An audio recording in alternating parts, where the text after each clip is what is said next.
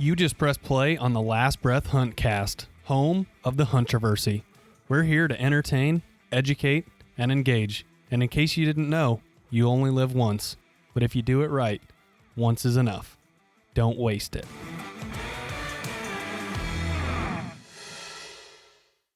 Hey everyone, welcome to episode number 166 of the Last Breath Huntcast, presented by Badlands Gear. For anything Badlands Gear related, you can use the coupon code LASTBREATH22BL30, all uppercase, no spaces, at checkout, and receive 30% off site-wide.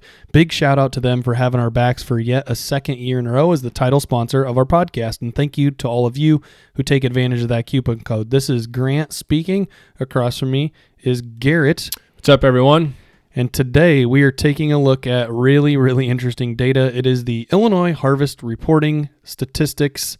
It's the report from the 2021-22 deer season. So it's last year's report, but we're going to look at all of the sub-reports today and take a look at how we can kind of see some interesting trends and takeaways to help us be, better this year. So today, happy Halloween, everyone. Today is October 31st, which means the magical month that we've all been waiting for is tomorrow. And I know that some of you guys probably already have punched a tag. Congratulations if you have. If you have not, though, and you are looking for a taxidermist to take your deer to this year, please check out Wayne and Michael over at Tompkins Taxidermy in Muscatine, Iowa. Quality of the mount off the table. And if you just compare apples to oranges, Wayne is a 10 out of 10 communicator and I've had the best customer service with Wayne that I've had across all my taxidermists. So I've used about 4 in my life, and he's just very good, very pleasant, always willing to drop what he's doing and pick up the phone and give you a call because, if you're like Garrett and I, you are a rather impatient person by nature, and you want to know when that deer is available. And as soon as it sets up on its form, you're ready to pick it up, take it home, and put it on the wall. So give them a call if you're interested in hanging one of those up this year. They do a phenomenal job, and again, great customer service. So as we roll on here to episode 166 and take a look at some of this data, we're going to go ahead and start on the first page. It is a 12-page report. So the first takeaway that we look at, Garrett, as you look at the pie graph on lower left-hand corner of page 1, what are your takeaways from the percentage of harvest, firearm versus archery, muzzleloader, youth, etc.? Well, right quick, if you want to look at this yourself, that's one of the fantastic things. Very, very small list of great things that Illinois does for our deer season. But, man, they do a really nice job on this report. It's awesome. Simply Google search Illinois Deer Harvest Report, and you can actually go and look at this. They have it cataloged way back. Mm-hmm. But Lots of years. You're right. This is a 12-page report. What I look at is the harvest reporting and total harvest all seasons. That's the first number that kind of sticks out. Mm-hmm. And, man, it's interesting this year. 146,438 deer, buck, doe, fawn, all together were harvested through all seasons in Illinois last year. And, I mean, to put it in perspective, the record harvest Illinois has ever had was in 2005 with 201,209 deer. So that number is an outlier, especially if we look at the graph. One of the nice things that they do is just to the right of it, they have the bar graph to kind of show you the ebb and flow. 10-year trend. 10-year trend. And I'll just say this. We are down significantly from, all the way back from 2017, and especially from last year. So in 2020, we put a doozy. In 2020 we killed 162,752, and this last season we did 146,438 for a difference of 16,314 less deer harvested last year. So do you think that's because of poor weather, lack of hunters, lack of tags? Is there a part on here that shows tag sales? There are number of permits. Yep, right below in the section. Okay, there we go. So this is interesting. 544,938, so 545,000 rounding up, permits were sold last year. I wonder what it was in 2020. Mm-hmm. 544,180. Less permits. Mm-hmm. Less permits last year, or in 2020, than 2021, but way more deer killed. Mm-hmm. Way more deer killed. I think the interesting thing, as you look at like what our country's been doing too, we've been going through the pandemic and lots of people were able to work from home in 2020. So I feel like maybe there's a possibility that we saw a bit of a spike there on the graph in 2020, just due to the fact that lots of people were, working from home. And if you're like me, you definitely used that to your advantage when you had available days. For us, we did half day schooling in the Moline School District with a 1 hour office hour in the afternoon. So I bumped my office hour from 12 to 1. So I was able to go hunting pretty much every afternoon that I wanted to in the year of 2020. And so I feel like if you look at the years 2015 and on, or 2016 and on rather, 2020 may have shown a spike because of that reason. But as an overall whole, I feel like generally speaking, yeah, we see a couple of outliers here, but we've been decreasing since 2012, 180,000, and now we're down to 146,000. And I have some hunches as to why that is. I think that people that are really diehard about hunting are only acquiring more ground, which means that, people that aren't such diehard hunters are acquiring less ground, less permits, less tags, just because they don't have a space to hunt. So I have a feeling that could be one thing. I think that maybe the number of tags and all the research that's out there that's like, oh, we have a declining number of hunters. I think one of the reasons that we do see that is just access issues. Can you get a place to hunt? You have to have one in order to hunt. Right. And I feel like the number of hunters may be stagnating or going down, but the intensity of which people are in love with the sport, I feel like there are many more people out there that are not just your air quote gun hunters anymore. And I feel like the number of people are increasing that are going out with bows, firearms, crossbows, stuff like that. And I think that's interesting to note too, because I do feel like once a guy gets into a certain, say, management goal, I think the number of deer they kill typically goes down as well. So, if your theory holds true, more ground is held up by less hunters. Mm-hmm. The hunters that are acquiring more ground, not just by 1-to-1 ratio, but just, the guy that's out there to meat hunt, fill his freezer, he's going to try to kill his 2 deer every year. Well, maybe the guy that's really heavy and wants to kill the buck only kills the buck. So it is interesting because in 2020, we sold less permits than last year. Mm-hmm. Not by a lot. But people are more successful. Yeah. And I believe it's because they have the time. The other thing, I think your COVID thing is spot on. 2020 is the archery number stands way out. Mm-hmm. 75,106 deer in 2020 were killed by bow hunters, archers. Yep. And last year, 66,000. Yep. So 10,000 more. A big decrease. The firearm number was also off by a lot, but not to that degree. So like looking at the harvest, last year 146,000 deer killed, 70,456, 48% of those were killed with a firearm. 66,630, 46% were killed with archery equipment. We had 3,046 deer killed with muzzleloader, 2%. We had the youth last year kill 1,847, 1%. And then the CWD and management counties, those late antlerless doe only permits, 4,459, which were 3%. I think the most interesting fact about this is the muzzleloader number. I wonder, is that number for muzzleloader season?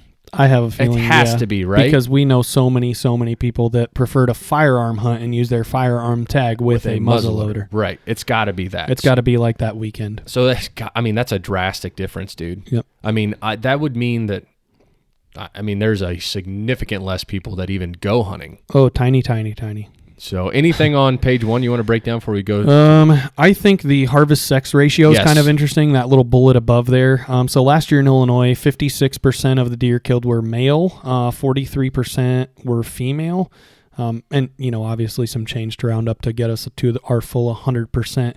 And there were 47 48.3% antlered deer and 52.7% antlerless deer that were tagged as female, or the antlerless only tag. But they could have been male. Yeah, they could have been male, That's like a button buck or a spike. So given these statistics, like even though more deer were male, more deer were antlerless. Yes. So there's probably a lot of button bucks killed. I mean, the chance that you shoot a year and a half plus that has broken off both antlers to be antlerless way low is low. That could also be suspect to kind of why the decline in numbers is. I wonder. I mean, obviously if you take out those younger deer, which there's a sign here that shows that they can't grow into the next generation. But if you shoot more does than bucks, I think you'll also have a decline. So we have the opportunity that more does weren't killed. The way to best say this, I feel like, would be of the 43%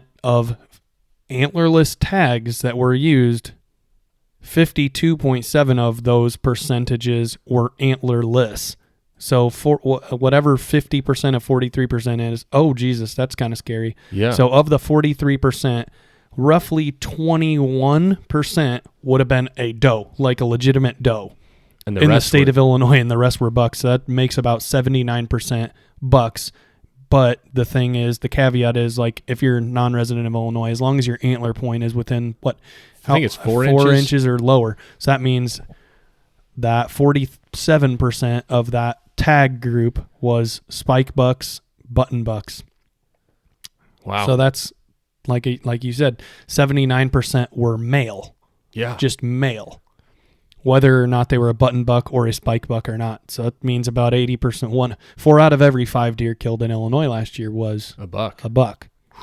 A varying age, which I don't know how I feel about that. But interesting. It's kind of scary when your age structure. It's scary when you say it out loud, I guess. I've never dove into that specific data. But I feel like the permits, this is our next page here as we roll on. This was pretty sweet. What jumps off the page to you here? Well, right at the top, I think the big one is that decline in permits issued. Obviously, we're down 1.7% again. So the total number of permits was 544,938. So all intents and purposes, 545,000 permits, and we had 146,000 deer get tagged, which roughly is a quarter of the permits were successful. And that, I don't know. I think feel like that makes sense. Yeah. I mean, shoot, look at us. I mean, yeah, there's plenty of times where I'll buy, all 4 shotgun tags, 2 shotguns in one of each county, lottery 1 and lottery 3. I got a shotgun and a muzzleloader in each county. And, oftentimes you and I are just upping our odds with a muzzleloader county in that same, or muzzleloader tag in that same county. But oftentimes, like, of my gun tags, like, shoot, for the last 6 years, Grant Putnam is 0 for 24 on putting my gun tag on a buck. You know what I mean? Well, yeah. Like this year, I bought my 2 sets of archery tags. Yep. And then I have so that's 4. That's 4 permits. Yep. And then I have, again, the same thing you have. 2 firearm, 2 muzzleloader, either sex. For so I have 8 county. tags. Yep. And like last year, I filled 2. Yep. I did. I shot that doe really late, which is an anomaly. More times than not, we won't fill it. 1. Yeah. 1 out of 8. 1 out of 8 or 2 out of 8 if we're yearning for a doe or get extremely lucky and double buck. So the other thing that's interesting to me is the landowner either sex. Yeah, when you come right here down, you can see the landowner permits. It's pretty small. Mm-hmm. Like compare the landowner permits to total permits. Shows you how much ground. How many people actually own land? Yeah, 31,000, 32,000, we'll say, just for sake of math, landowner permits out of 545. Yeah. Which I do feel like that's kind of a loaded little statistic. Not all landowners get permits. Yeah. Yep. Like Austin, the farms that we hunt, they don't get landowner permits. Mm-hmm. That's correct. So I feel like that's interesting. Slightly skewed, but it is interesting. Like, shoot, that's not even close to 10%. That's closer to like 7% of hunters in Illinois actually own the dirt that they're hunting Right. on, you know. Right. It does make sense. The non-resident tag was also one that is pretty small. I think a lot of people Illinois does have an allure because it's almost guaranteed. It's all, air quotes, draw, but it's a guaranteed draw. Yeah, and so when you scroll the way down, there's 48,000 non-residents permits. Mm-hmm. And there's actually quite a few of them that are 8.85%. You know, quite a few of them that are antlerless only, which I guess, you know, maybe that comes with like, I don't know. Does a non-resident archery tag come with a either sex and antlerless? To be honest, I have no clue. Same We've never been non-residents of Illinois, so I don't know. I've never really cared to look, I guess. So, but the other thing that stood out to me is like the number. There's way more people that come to Illinois to bow hunt than gun hunt.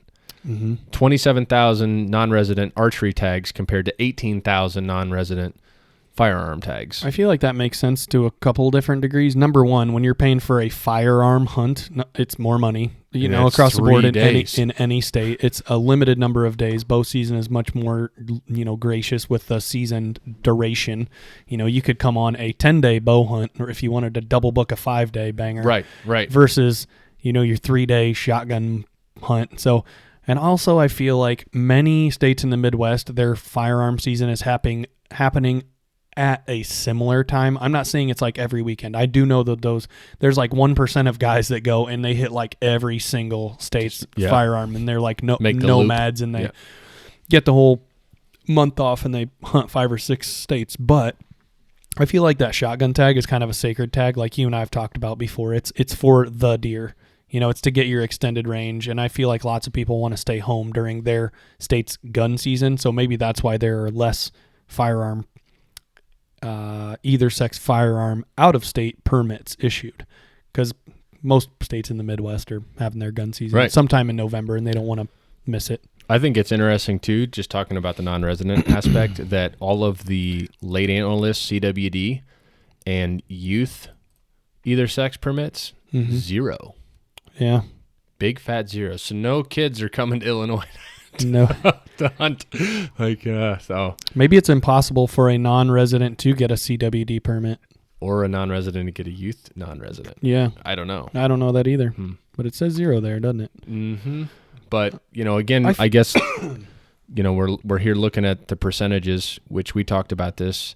When you break down like firearm percentages versus like muzzleloader and archery and stuff, you know, when you look at firearm permits, there's definitely 7% of them are your either sex, and then 9% of them are your antlerless only. So they are still selling more antlerless only than buck tags, which is interesting compared to what we talked about with the buck to doe ratio, even with the antlerless to antlered. I feel like it's a misconception too that Illinois gets ridiculously pounded, and it doesn't in northern parts of Illinois where the ground is pretty expensive. But in southern Illinois, I know there's a lot of outfitting going on down there, but even still, those of you guys that, you know, I often feel like, what if Illinois was like Iowa and it was a true draw system and there was points and it was like every 3 or 4 years that residents could come down? Could we cut down the number? But even still, with the draw system that we currently have, all permits being created equal, only 8.85 were used by non-residents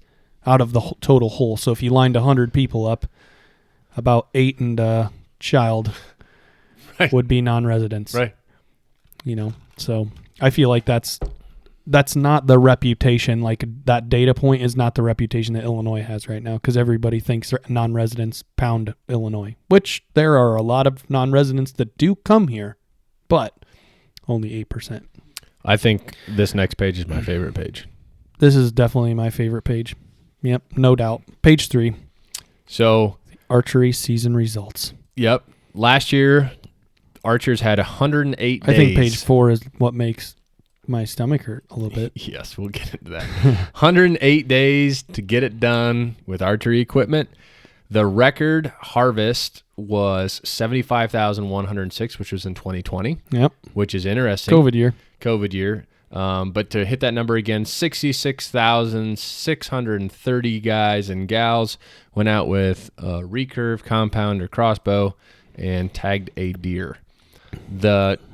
This is also extremely interesting to me due to the amount of selectiveness most archers are. 55.9% were male, 44.1% were female, but we still have that anomaly where there's the antlerless. Half of the percentage of female, roughly 48%. Half of the 44% female or antlered deer was a button buck or a spike buck.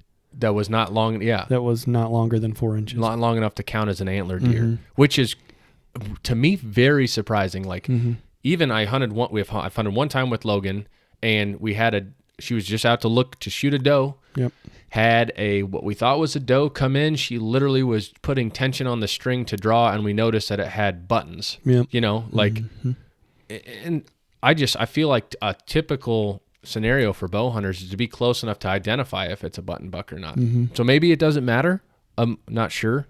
Top 5 counties. This is interesting. Pike County, number 1, 2,200. So everybody go to Pike County. That's the best hunting in Illinois if you're a non-resident. Pike is spelled Pike. And it's down there in the southwest corner, kind of by St. Louis. So everybody go to Pike County. Jefferson County, 1,800. Fulton County, 1,500. Adams County, 1,400. Williamson County, 1,300.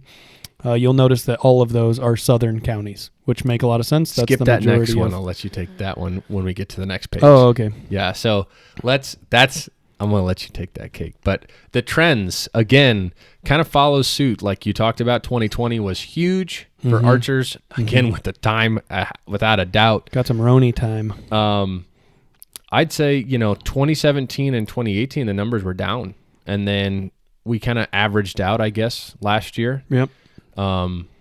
We talk about our rutcations, we've talked about predictions and many other things to try to help the listeners of the podcast plan their vacation. And this next piece is the most critical piece that we'll talk about in terms of planning and predicting the rut. Yes. We have guys ask us, hey, why do you do this? Or why do you do it like that? And we try to give you justification, but right here, numbers don't lie. The number one day for deer harvest with archery equipment last year was November 8th. Yep. I mean, and I would be curious to see what day that was. I'm going to look and see if it was a weekend or not. Yep, it's the 8th/7th of 2020. So the graph that Garrett's talking about is on page 3. If you look up the Illinois harvest reporting, and it breaks it down. What was it? What day? So the 8th is a Monday. I'll be dang. So, again, Kaiser. People are learning. So the 7th would have been a Sunday. Yep. And even the 9th is no stellar slouch of a day either. Mm-hmm. So that's just going to prove that those people are taking time off work to go, and they're being successful. Yep. Which is, something we've talked about a lot on here. So if you go to this graph and you go today, 21, they have it broken up 1, 21, 41, 61, 81, 101. If you go to day 41, what that is the number of days into the season. Well, that day is November 10th. So that would be 41 days into the Illinois archery season. So if you backtrack 3 or 4 lines on the bar, it's November 7th and 8th were the 7th and 8th were the best, most harvested daily harvest reporting with archery equipment in the whole season, 7th and 8th. So best days of going, like we say on here all the time. If you're in the tree between the 3rd and the 11th, you are hunting the best time. If you can take those 7 or 8 days, you are going to be seeing the best rutting activity, because that's when, the bow hunter's paradise is. That's when the seek is on. Yep. The seek is indeed on. And then we have another, spike that is a little bit later, where I have a feeling that is the weekend. Right? Yes. That's the following weekend, because it'd be 6 lines later. Yes. So that next Saturday was also a day where people would have thumped them good. That would have been the 11th or 12th, just because a bunch of people are out. So, but another 3,000 people were out that day. So any time in those days, because it's not when you look at this bar graph, it's wow, it was great on the weekend, and then it sucked all week, and then it was great on the weekend again. It's just that dip in between those 2 lines that cradle those lower points are just people aren't hunting because they're at work. So. And I do think that that second line is cultivated around a weekend, but definitely that eighth, you just see that number climb. Yep. Just like it's a little peak, and then trickle back off. Yeah. Yep. So hit them with page 4. Yeah, page 4. This one is one that we've talked about in years past. This is the archery harvest by bow type. So if we go back to 2012, we can see that 88% of archers were successful with the compound bow, and I'm just going to read them all the way to 2021. So 88% in 12, 87% in 13, 86% in 14, 84% in 15, 84% in 16. Then booyah, crossbows become legalized in Illinois in the year 2017, and we drop compound bow usage to 68%, 2018, 59%, 2019, 54%, 2020, 49%, last year, 47%. What are we telling you right now? We're telling you, go get a job with Matthews, not to build a vertical bow, but to build their crossbows, because at least in the state of Illinois, people are dumping compound bows and using their crossbows. And then the people with the recurve, that has historically been plus or minus 1/10% from 1.1. Literally. Like clockwork. 1.2, 1.2, 1.2, 1.1, 1.1, 1.1, 1.1, 1.1, 1.21. But the number of crossbow harvests increased from 2012 to 2022 from 10 to 11 to 12 to 14 to 15 to 30 to 39 to 49 to 49 mid to 51.5. So we called it last year. Yeah, we called it. We said that this and it's going to continue to grow. Unfortunately, in my opinion, it just we grew up in the generation where you weren't allowed to use crossbows legally. Mm-hmm. We developed a passion for the compound bow and the love of using it and learning it and shooting it. Yep. And it's just there is a very easy trend to follow right here. Yep. I wonder what it'll be like when you and I are 40. I wonder if a third of the harvests will be with. I mean, there's just there's no doubt in my mind. It's a proficient weapon. It's better than a bow. Mm-hmm. It's faster than a bow, and it requires little to no practice. For example, if you've seen youth hunters like that are 4, 5, 6, 7 years old, you can go set them on a rest or get you a bog death grip or get a fourth arrow. Like, what the heck is that thing called? Oh, final rest. The fourth arrow final rest. You get them. You go practice in the yard with them and shoot. They're good from 0 to 50 as a 5, 6, 7 year old. Right. So. Yeah. There's no doubt in my mind that it's easier, but we don't need to beat a dead horse with that. That's all right. No, I just yeah. There's some guys. There's data to prove it, though. There's some guys that I'm friends with on Facebook. And they'll shoot 3D and they'll shoot like 5-spot archery, and then they'll hunt with a crossbow. I'm like, man, that just doesn't make any sense. Like, you shoot really well with a compound. What are you doing? Why? But it's each their own. It's a better weapon. Easier to use. Yes, it is. Yes, it is. Archery doe harvest chronologically in the restricted zone, which I don't even know where the restricted zone is. 2020 leading that yellow line there. Yeah. Yeah. Again. So if you live in the restricted zone, you're in the area 51. I guess it goes to show that the longer the season went, the more does were killed. Oh, there is what it is. I see it. It's like you're. Yeah. I'm reading about it in the special regulations. Restricted archery zone areas. Which are Champaign, Douglas, Macon, Moultrie, and Piatt. Yeah. Were permitted to harvest antlered deer during the 15 days of the season, 1st through the 15th. Harvest only antlered deer. Yeah, wow. So that's like a DNR restricted area where there is no buck allowment. After the 15th. After the 15th. So that would suck. Dude. Move. Yeah. You could be getting. I bet you get a lease real cheap in one of those counties. What's it leasing for? I don't know. Let me pay you. Shoot these deer. They're paying people to go down. The next page 5, the youth results, which is the youth. Poor them. They took a bit of an ass kicking last year. Yes, they did. The youth and their parents bought about 12,000 tags last year and went for about 1,800 kills, which 10% would be 1,200. So we're looking at about a 12-13% success rate for our youth. It's just the numbers, man. It kind It's of a lot of tags. It's eye-opening. Like, you think 12,000 is a lot, but like the top 5 counties, Randolph, Pike, Jefferson, Effingham, Adams, and Marion, a lot of those 100. double over. Like, the number 1 county had 100 kids. 100 That's kids it. kill. That's it. Yeah, Like, not much. I mean, you got to think these are top 5. Like, it goes from 100 to 50 Yeah. in fourth place. Yeah. I'm sure there are counties with 0 to 5 kills Crazy. by a youth that are just very, very sparsely populated in like Southern honestly, Illinois. dude, it makes me kind of feel like a turd that we didn't take any kid out to kill something like their first deer. Yeah. You know, I'm gonna change that. Harper will be old enough in a couple years. Few.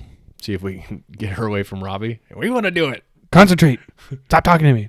No, I'm saying like Robbie's gonna be willing to take her out to kill her first deer. You know, I would expect. Yeah. See if he can. Maybe if she's interested in doing it, then we can take her. So firearm results.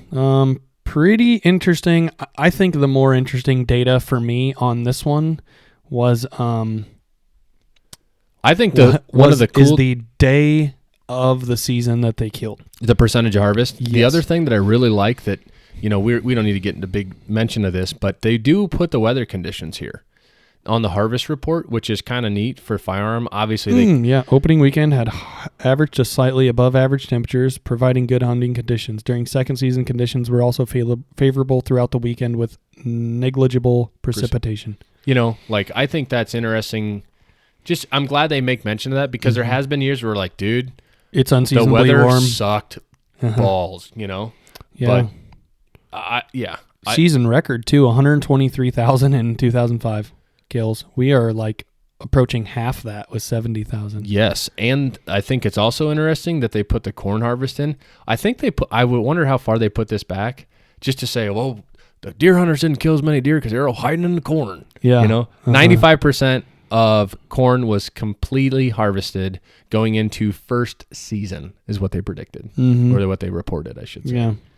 But yeah, hit them with those bar graphs. The trends over time are decreasing. So in 2017 we had 80,000, 81 in 18, 75,000 in 19, 77,000 in 20, and then back to 70,000 in 21. So I do feel like the number of firearm deer harvests per all of the stuff, like what I see from like 1,000-foot view here is people are killing antlered things.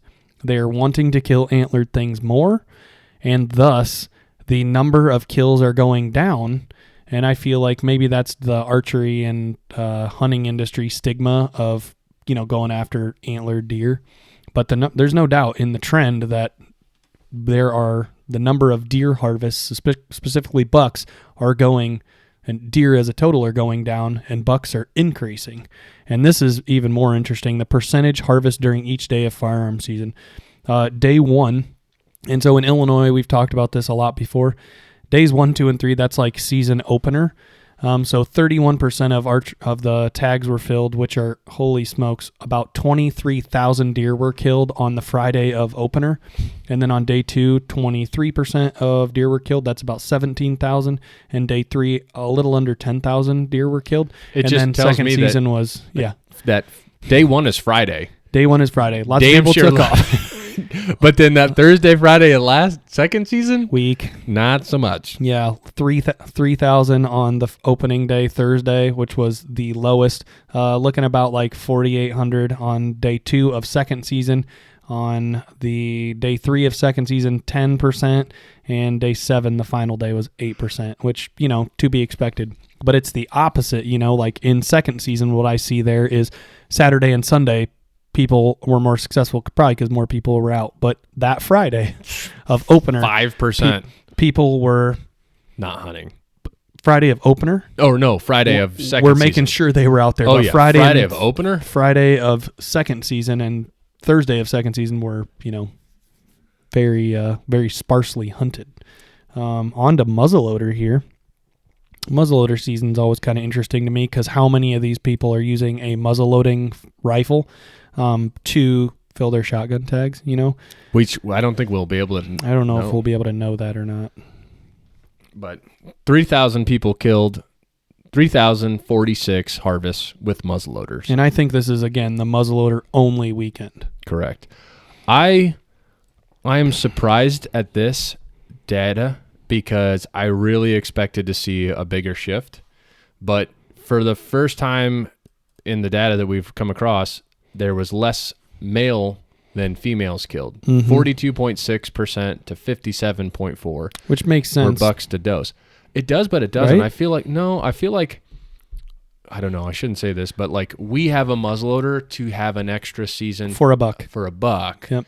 Not necessarily like we didn't have an opportunity to at get a buck doe. in season 1 and 2. I feel like the mentality like that this shifts and shows me and like many of the people that we know that only strictly firearm hunt with a muzzleloader who have the first and second season shotgun and the muzzleloader season. I feel like first and second season they're waiting for a big buck, then they don't get one, and now they're like, okay, doe time. I want to be successful, and I feel like that's kind of what that data says to me. Yeah, but the other thing to think about too is not every county has a late antlerless season. Yep. So that makes sense. Like for us in our county, we have a late antlerless season. So a guy can hunt until Sunday muzzleloader season and not burn it and still be able to get meat. Yep. But gosh, again, it stands at 67% of the antlerless tags were female, but again, 32% were male. Yep. Button buck or a spike. Jeez, man. It's kind of crazy. Like that number is consistent and it just is like, whoa. Yeah, the number of button bucks and spikes getting whipped. Smashed. Yeah. But they don't have day trends on the muzzleloader. They don't show, or they do. Mm-hmm. Yep. They do. Really nothing too I think crazy. We should move on to page number 9 because I feel like this is like my second most interesting page. Yeah, so we skipped over were the late antlerless only in CWD counties. Mm-hmm. Minimal harvests there anyway, and it just kind of, whether they're population reduction zones or trying to curb a disease that I don't believe exists, it is what it is. But 9 is the next page, I think. It is the harvest age / sex summary. So hit him with the data, boy. Yeah, this one's awesome. Really, really awesome. So with archery season, the number of points, just looking at the archery season as a whole, 2.6%. Well, actually, we'll just go with all seasons. So a spike deer was killed 3.5% of the time with all gun seasons and all archery seasons. 7.3% were 3 points and 4 points. 10% were 5 and 6 points. Lots of 8 points. The majority of the bucks killed with a firearm or with an archery equipment in Illinois, 38% were 7 or 8 points. 9 or 10 was back down to 28%. 11 or 12 was 8.5%. 13 or 14% was 2.1%. And the War Daddy Toad, the 14 plus point buck, 0.9%. So less than 1% of people were able to kill a buck with 14 points or less. And as I'm thinking here about like all the bucks we've killed, do we have a buck that's over 14 points? I don't believe so. Me or you don't. We have some really nice deer, but no. Most of them are in like the 8 to 10 to 11. Because I feel like we've got a lot of cool character 8 points, like with actual measurable points. Because I would measure any point over an inch long or whatever on DNR, we'd measure and put and type into our phone for this data purpose, right? I feel like most of the bucks we killed are between 8 and 11. Mm-hmm. Yeah. Lots of 10s, lots of 8s. An occasional 8 with a sticker, an occasional 10 with a something or other going split on with it. Or whatever. Yeah. I would love to kill a straight, clean 6x6 like big old 12 one day, and we like look at each other and we're like, dude, does that deer have G5s? Yeah. But this is really cool to me. Looking at that pink and blue graph there, I feel like this is kind of the way that hunting is going. Well, I think if you go right above that, antlered, it says the age structure of antlered bucks. The age structure of antlered bucks. That's antlered deer. Oh, boy. So I'll let you break it down, but just to rip the Band-Aid off, 35.6% were 1.5 year olds, 64 were older than 2.5. Mm-hmm. So I would really be curious how they calculate this, because age is such a fickle thing. It is. Grant and I talked about, we wonder if they're using like a combination of circumference around the base and the measurement of the eye to try to speculate. Yep. You know, because obviously a 1.5 old is going to be easy to say, okay, he's got a small circumference and a short eye to nostril reading. We're going to bracket him into this. Yep. So I think that's how they came up with this. I think that's how they do it. But, you know, the lion's share is definitely, 2.5 or above. And that trend continues through archery and gun season. Which is good to see. Like, well done, Illinois. As we look at the trends from 2011 all the way to 2021, we're starting in 2012, I guess. The number of adults, which the Illinois DNR are calling a deer that's 2.5 years or older, it was about 60% in 12. It dropped to 56% in 13, but then it went 58, 58, 60, 60, 60, 61, 63, 65. So I feel like the last 5 or 6 years, people are probably holding out for that more mature deer. So that's really good to see. And that's, kind of like I see where it's going. I feel like, just with podcasts, videos, all the media, all the media piled on. It's basically, everything that you're seeing. Like, nobody, when I crack open my laptop, I guess I'm not typing my keywords in as exhilarating doe hunt. You know what I mean? Yeah, meat hunt. There's no competitor of Seek 1 called Seek 2 that's just plowing does on urban land. People are interested in seeing, big whopping bucks get shot. So that's kind of what that's. We just started seems. A show called F to the 3. Fill the fucking so F cubed. Yeah. Really, the last thing that's on this is there's 3 pages that breaks down all the statistics by county.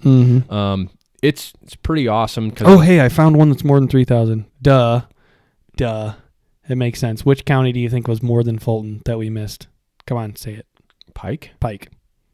Yeah. Just like we said, Pike's the best county. Everybody go there. They're outfitting. They've got great outfitters down there. Yeah. We missed that one. Yep. So we're not going to break down every county. We are just going to highlight, which I didn't think it was going to be this one, but we are going to highlight the number 1 county with harvest in it, and that is Pike. 4,081 deer were killed in total between all of the seasons. That is also to note that Pike doesn't have one of those depredation or CWD seasons, so those numbers were not inflated with any late antlerless harvests. But I mean, just a lot of our listeners are in our area, so let's break down like Rock Island County. Yep. Okay. Woo. Go ahead and take it. Rock Island County had a total of 1,300 deer killed. Some other notable ones that are close to us, Mercer had 1,300 deer killed as well. Looking at Knox County, lots of listeners in Knox County, they had 2,200 deer killed. It's quite a bit more, which makes sense. Mercer County is very sparsely populated. There's no like big urban. Right. I mean, Aleto's the largest town. Yep. And in Rock Island County, that's so urban. Other than like the Andalusia, Taylor Ridge area. This other one that's kind of like we have listeners in is Henderson County. Wow. I mean, probably not very many. 860. Yeah, it makes sense. Wow. Oquawka's the biggest town. Hey. 1,800 people. I used to have a nice fish market. Yeah. Let's see. Hancock County is North 2,600. Henry County's not too far from us, 960. Wow. With Henry being kind of close to the Quad City, I thought we might see a little bit more. Yeah. I feel like Henry County is like one of those last like diehard agricultural counties though. Like when you truly think about Henry County, like there's not a lot of wooded cover areas and there's not a lot of like big creek systems other than where the Rock River, comes through like the northwest corner of Henry. There's not a lot of like big ditches and cover for a deer to hide. So okay, really quick though, let's see. Is there anything that's less than $3.99 for total harvest? Total harvest, anything less than $3.99? Is that the low one? That's the one I saw. Is that Wabash? Oh, I got it. $2.57. $2.50. I got a $2.97 over here. Yeah, on Kendall. Oh, $37 right here. They just straight up $37. Wait the heck. DuPage. Oh, duh. Yeah, DuPage County, which is Chicago. Yeah. I wonder what for those Cook of you County has. Cook. I bet even 133. 133. You city folk getting out there and doing it. That's funny. 37 in 37. DuPage County. Dude, There's if you're somebody one of hanging those out hunters in Lincoln Park right now. You gotta like call, like message us if you're one of the 37 people to kill a deer in the whole county of DuPage. We want to know about it. So, but anywho, it's always cool to look back and reflect on this, and anybody can do this. Like I said, go to Google, type in the Illinois Deer Harvest Report. And you can look at all the years past or the current year. And the last thing I'm going to say is before we end this podcast is our episodes are live on YouTube. Check them out. Yep. Pretty proud of them this year. We shot some pretty fantastic deer. Came out two days ago, so big shout out to Garrett.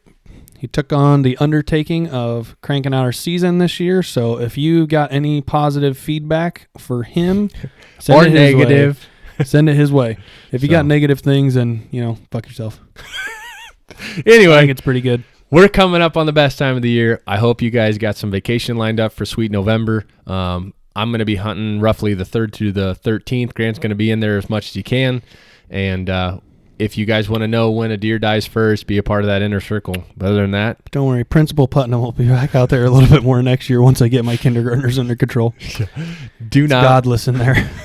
I love hearing about your cafeteria stories. So, but as always, don't waste it.